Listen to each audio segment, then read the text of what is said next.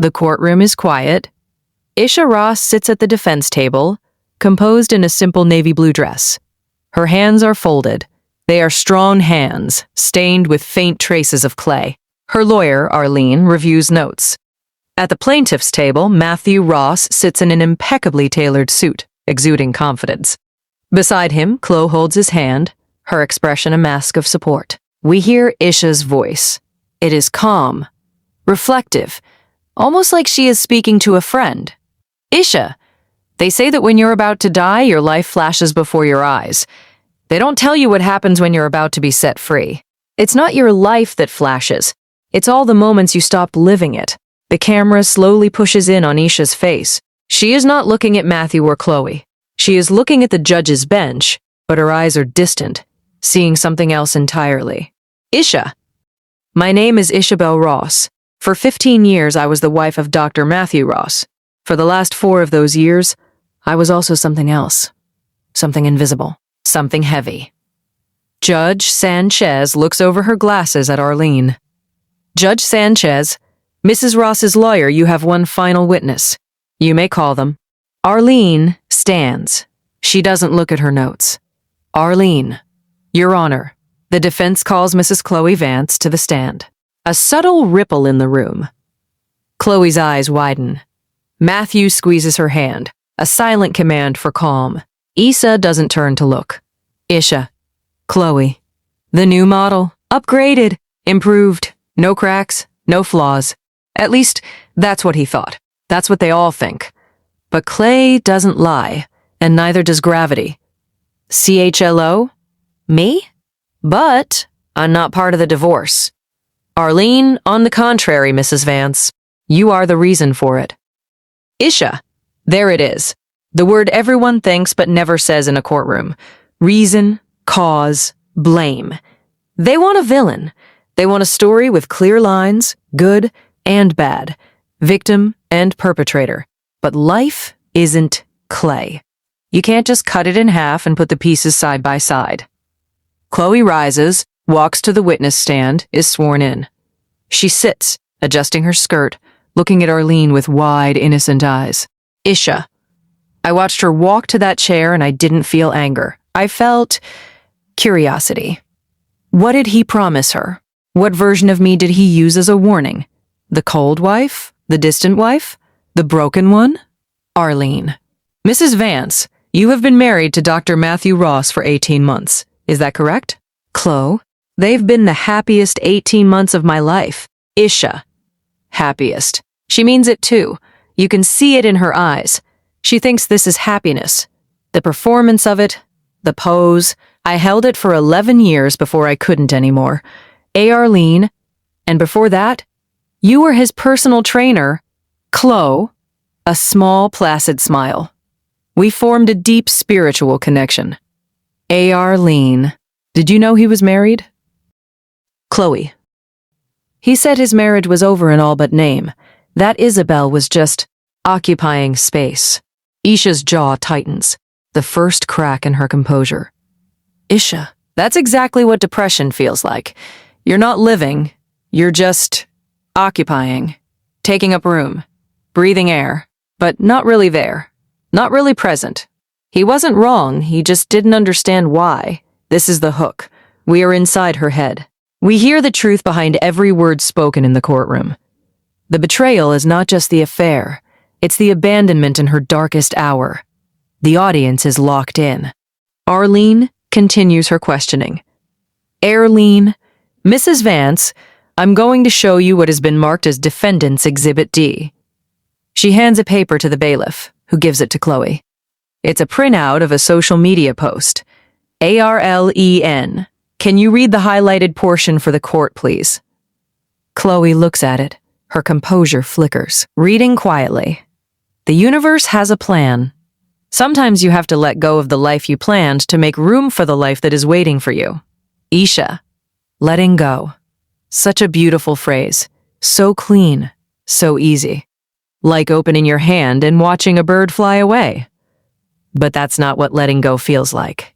Letting go feels like your bones are made of stone and someone is prying your fingers open one by one while you scream silently. Arlene, And that post is dated 2 weeks before Dr. Ross filed for divorce, is it not? Chloe, yes, I was just expressing a general feeling. Aileen, of course you were. And the photo accompanying it, which we have enlarged here, the bailiff sets up an easel with a large print.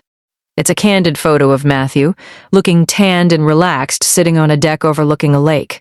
Aileen, that is Lake Como, isn't it, Mrs. Vance? Matthew, Stan Shays, overruled. Sit down, Dr. Ross. Isha, Lake Como. He told me he was at a cardiology conference in Chicago. I was in my studio that week. I remember because I was trying to throw a vase that kept collapsing. Over and over, I'd center the clay, open it, pull it up, and halfway through, it would just fall. Gravity always wins eventually. Arlene. No further questions, Your Honor. But my client, Mrs. Ross, would like to address the witness. A hush falls. Judge Sanchez looks at Issa, who slowly, deliberately rises. Judge Sanchez, Ross.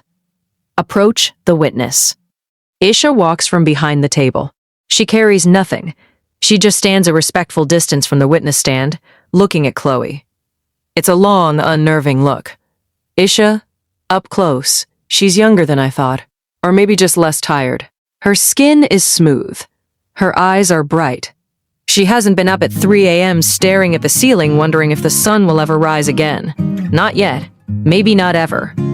I hope not ever. Isha, you look well. That color blue is nice on you. Chloe, thank you. Isha, Matthew always said I looked washed out in pastels. He preferred me in strong colors. Black, gray, white. Like a building, he used to say. Solid. Unmoving. That's what he wanted. A foundation. Something to hold him up while he reached for the sky, and for a long time I was happy to be that. I put my own dreams on a shelf, my architecture degree, my sketches, my love of form and structure, and I held him up. I held him up through medical school, through residency, through the sleepless nights and the lost patience and the years of exhaustion. I held him up until I couldn't hold myself up anymore. Isha, Ale, I was. I'm now focused on my role as a wife, Isha, so you understand balance. You understand the difference between a pose that looks effortless and the immense strength it takes to hold it. CHLO, that's the core of the practice. Isha, my therapist, once told me that depression is like holding a very difficult pose for too long.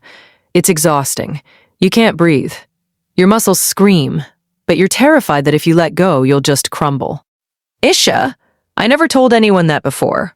Not out loud, not in a room full of people, but sitting here looking at her, I realized she might be the only person in this room who could understand. She's holding a pose, too. She just doesn't know it yet. Chloe, I try to maintain a positive mindset. Isha, letting go. You mentioned that in your post. Letting go of the life you planned. You're very good at that, aren't you? Letting go of things that don't belong to you. Letting go of boundaries. Arlene, quietly, to herself. There she is, Chloe. That's not fair. You can't blame me for a marriage that was already broken. Matthew said you were cold, distant, that you were more in love with your clay than with him. He said you'd locked yourself in your studio for years.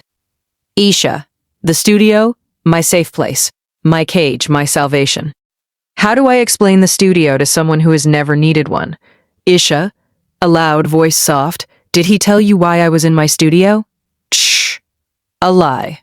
He said you were just obsessed. Isha. A hobbyist, he called me. I know. I heard him on the phone once, telling someone his wife was just a hobbyist. Isha. Just a hobbyist. I designed buildings once, real ones. There's a children's hospital in Boston with a wing I designed. A pediatric oncology wing. I wanted the rooms to feel less like rooms and more like nests, safe, wrapped, protected.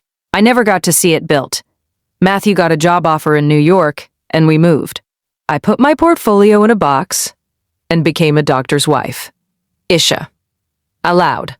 Chloe, when Matthew came home exhausted, I was his sounding board, his nurse, his cheerleader. I put my dreams on a shelf to hold his, and then About 4 years ago, I started to feel tired. Not just sleepy, a bone-deep weariness. The world went gray. ISA. Gray. That's the closest word. But it's not right. It's more like, have you ever seen a photograph that's been left in the sun too long? The colors don't disappear exactly. They just fade. Everything fades. Food, music, sunsets, his face. Especially his face. Isha. Aloud. It's depression, Chloe. Clinical depression. And my husband, the brilliant surgeon, the man who dedicated his life to healing others, he didn't see it. Or he chose not to. Chloe. Voice small. I didn't know. Isha. Voice breaking slightly. No, you wouldn't. He wouldn't tell you that part. He wouldn't tell you about the mornings I couldn't get out of bed, the nights I sat in the dark, not crying. Just, he wouldn't tell you that my studio wasn't an obsession. It was my lifeline. When I couldn't talk, I could shape the clay. When the world was too loud, the wheel was the only thing that made sense. It was the only place I could breathe. Ayeshe, and while I was in there fighting for my life in the only way I knew how, he was with her, telling her I was cold, distant. A hobbyist, he took my illness and turned it into his excuse. That's what narcissists do. They take your broken pieces and build their alibi. Isha, aloud, hardening slightly. I'm not here for revenge, Chloe. I'm not here to make you feel bad. I'm here because I need you to do something for me. Chloe. What? Isha. I need you to tell the truth. One truth. Not for me, but for yourself. You said you had a deep spiritual connection with my husband. I want you to look at him, right now, and tell us what that connection is really based on. Chloe looks at Matthew. He gives her a small, almost imperceptible shake of his head. A command. Isha. Watch him command her. Watch her obey. I did that for 15 years. I danced to his silent music. I adjusted myself to fit his frame. I became smaller, quieter, easier. And still it wasn't enough. It's never enough. They always want more. They hollow you out and call it love. Isha, aloud, softly urging. Go on. Just one truth. You can do it. It's just a pose. Hold it for a second. Chloe looks from Matthew to Isha. Isha's face is not triumphant. Chloe, a long pause. She swallows. Matthew, suddenly. Your Honor, this is absurd. Judge Sanchez, sharply.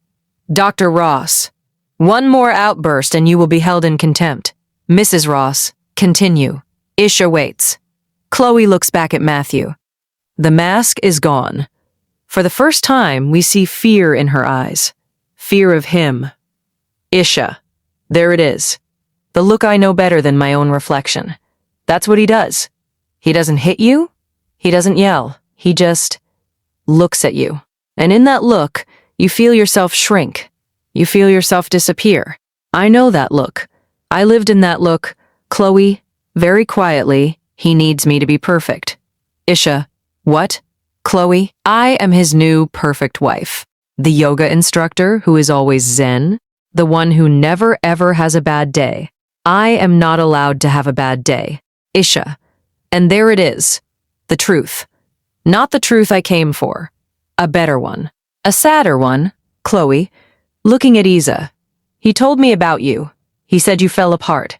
That you let yourself go. He said he couldn't be with someone who was so broken. And I thought I could be the strong one. But Isha. But what? Chloe. Voice breaking, but I'm tired, Isabelle. I'm so tired. I'm tired of holding this pose. I'm tired of waking up at 5 a.m. to make his green juice and having his coffee ready exactly the way he likes it and smiling through every dinner party and pretending that my only purpose in life is to be his beautiful, supportive wife. I'm not a person anymore. I'm an accessory. She starts to cry, messy, real sobs. Matthew looks horrified. Isha, I should feel triumph. I should feel vindication. But all I feel is sorrow. For her. For me. For every woman who will sit in this chair after us. He won't change. He'll just find someone new. Someone younger. Someone who hasn't learned yet that his love is a contract with invisible ink. Chloe, you were just human. And he couldn't handle it. He couldn't handle that you weren't a machine. A single tear escapes Isa's eye and runs down her cheek. Isha. Thank you, Chloe. Isha. Thank you for saying it. Thank you for seeing it. Thank you for telling the truth I couldn't tell for 15 years. I wasn't broken. I was human. And there's a difference. Isha turns and walks back to her seat. She sits down, composed once more. Chloe has been excused. She sits at the plaintiff's table, but as far away from Matthew as possible. Matthew is rigid with fury. Judge Sanchez looks at the two tables. Judge Sanchez, Mrs. Ross, do you have any further witnesses? Arlene, the defense rests. Judge Sanchez. Dr. Ross, your lawyer may give a closing statement. Matthew's lawyer rambles for a few minutes. No one listens. Finally, it's Arlene's turn. Aileen, Your Honor, my client came here today not for money, not for vengeance. She came here to be seen. For 15 years, she was invisible in her own life. She was the foundation upon which Dr. Matthew Ross built his empire, and when she developed a crack, when she showed the human flaw of depression, she was deemed defective and discarded. ISHA, discarded. That's the word I couldn't find. Not abandoned, not left. Discarded. Like something you no longer have use for. Like a tool that broke. Like a building that no longer serves its purpose. Arlene. She spent years in her studio, not running from life, but saving her own life. She shaped clay into art while her husband shaped a narrative where he was the victim. Today, you heard the truth. Thank you. Judge Sanchez nods. She looks at Matthew. Judge Sanchez. Dr. Ross, you are a skilled surgeon. I have no doubt you save lives. But you have a profound blindness to the lives closest to you. The cruelty of neglect is no less damaging than the cruelty of a blow. Isha, the cruelty of neglect. I want that on a plaque. I want to hang it in my studio. Because that's what it was. Not the affair, that was just a symptom. The disease was the neglect. The years of not being seen, not being heard, not being held. Just being occupied. Judge Sanchez, your petition to minimize spousal support based on Mrs. Ross's lack of career ambition is denied with prejudice. The court finds that her work as a ceramicist was and is a valid and valuable pursuit. Mrs. Ross is awarded the house, full ownership of her studio, and a substantial portion of the marital assets. She bangs her gavel. Judge Sanchez, we are in recess. The room explodes into motion. Matthew turns to Chloe, his face a mask of rage. Matthew! Through gritted teeth! What the hell was that? You ruined me! Chloe looks at him. For the first time, there is no fear in her eyes. Only cold, clear contempt. Chloe, no. Matthew, you ruined yourself. You just needed someone to say it out loud. She stands up, picks up her purse, and walks away from him. She pauses next to Isa. Chloe, they looked strong, but also like they could break. Isha looks up at her. Isha, aloud, they're fired in a kiln. It makes them strong, but it's the heat that could have broken them that makes them what they are. Isha, it's the heat that could have broken them. I'll have to remember that. I'll have to remember that on the days when the gray comes back. Because it will come back. That's the thing about depression. It doesn't leave. You just learn to hold it differently. Chloe nods and walks out. Isha and Arlene stand by a large window overlooking the city. The sun is setting, casting warm golden light. Arlene, you were magnificent. You didn't lay a finger on him and you left him in pieces. Isha. Quietly, I didn't want to leave him in pieces. I just wanted to stop living in one. Arlene, you got the house. You got the studio. You got enough money to never worry again. What will you do now? Isha looks out the window at the city below. Isha, I have a showing at a gallery in Soho next month. A solo show. I've been working on a new collection. It's called The Things We Didn't Say. There are so many of them. They stack up like unfired pots, fragile, unfinished, waiting. But some things don't need to be said. Some things just need to be shaped, held, released. Isha stands outside a beautiful old brownstone. It's hers now. She walks up the steps, but instead of going in the front door, she turns down a narrow path that leads to the back. The studio is a converted garage, flooded with warm, golden light. Cluttered but organized. Bags of clay, potter's wheels, shelves of finished and unfinished pieces. Isha walks in and runs her hand over a large, unfinished vase on a work table. It's elegant, but its form is slightly off balance. Raw, real. She sits down at her wheel. She takes a lump of wet clay and slams it onto the center. She pumps the foot treadle. The wheel begins to spin. She wets her hands and gently cups the spinning clay. Isha, they ask me what I do all day in here. They don't understand that I'm not making pots.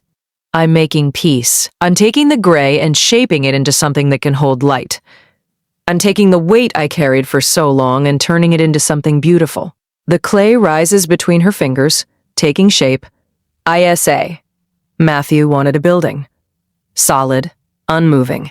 Something he could lean on forever. But I'm not a building. I never was.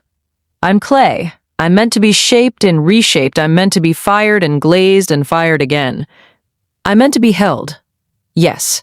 But also to be seen. Really seen. Not as a foundation. As a vessel. Her hands move with confidence, with skill, with love. The vase grows tall and graceful. I said disappearing. Becoming so invisible that no one would notice I was gone. But that's not true. That's not what I was afraid of. She pauses, looking at the spinning clay. ISHA, what I was really afraid of was being seen and found wanting. Being seen and deemed not enough. So I made myself small. I made myself quiet. I made myself the foundation instead of the building. The vase is complete. It's beautiful, strong, graceful. ISHA. But here's the thing about foundations. They're the most important part. Without them, everything crumbles. He'll learn that eventually. Without me, without the years I gave, without the weight I carried, he'll learn that the building needs the foundation more than the foundation needs the building. She stops the wheel. She looks at the vase. It's perfect. ISHA, I used to think the opposite of depression was happiness. It's not. It's creation. It's taking nothing and making something. It's taking the gray and giving it shape. It's taking the weight and turning it into wings. She stands up, walks to a shelf, and places the new vase next to others. A collection. Each one different, each one beautiful, each one a part of her. Isha, the showing is in a month. People will come. They'll look at my work. They'll see vases and bowls and sculptures. They won't know that every piece is a day I didn't give up. Every curve is a breath I fought for. Every glaze is a color I found in the gray. She turns and looks out the window at the setting sun. Isha, Matthew will probably come. He'll bring someone new. Someone younger. Someone who hasn't learned yet. And he'll look at my work and he won't understand. He'll see pots. He won't see the years. He won't see the fight. He won't see the truth. A small smile crosses her face. Isha? But that's okay. He doesn't have to see. I see. And for the first time in 15 years, that's enough. The camera slowly pulls back, leaving her in the warm, golden light of her studio. The wheel is still. The clay is shaped. The woman is at peace. Isha, my name is Isabelle Ross. I'm a ceramicist. I'm a survivor. I'm a woman who spent 4 years learning that the only way out of the dark is to make something that can hold light. And I'm just getting started. Fade out. The end.